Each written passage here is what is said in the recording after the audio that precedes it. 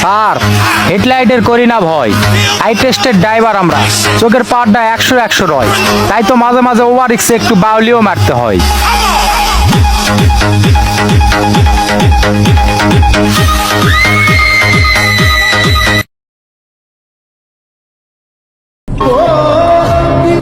ভাইজান, ড্রাইভারদেরকে মৃত্যুর ভয় দেখিয়ে লাভ কি? আমরা তো এমনিতেই মরণ পথের যাত্রী। এই যে বাড়ি থেকে বের হয়েছে, সুস্থ মতো ফিরতে পারবো তার কোনো নাই গ্যারেন্টি।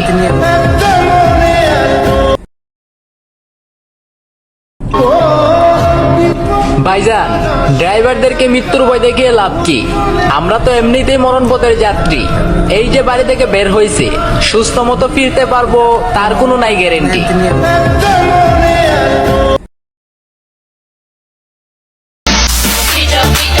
ড্রাইভার আমরা, কেউ ডাকে উস্তাদ, কেউ ডাকে ভাই। তুই কস ড্রাইভারদের কোনো লেভেল নাই, তুই তো ঢুকাই ড্রাইভারদের সম্বন্ধে তোর কোনো আইডিয়া নাই।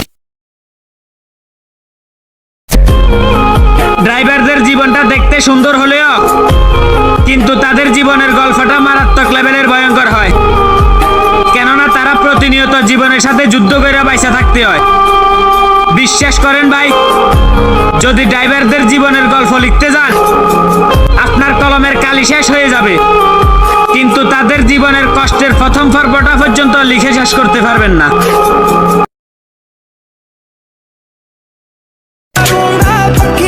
ওস্তাদ, গাড়ি ফাঁকি দিলে পরা জীবন চলে যায়, আর নারীতে ফাঁকি দিলে পরা জীবন নষ্ট হয়ে যায়।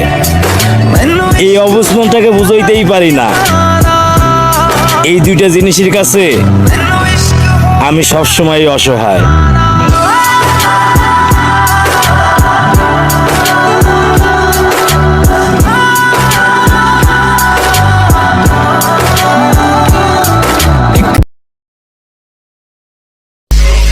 আমারে আপনার ড্রাইভার সাহেব কোন লাগবো না।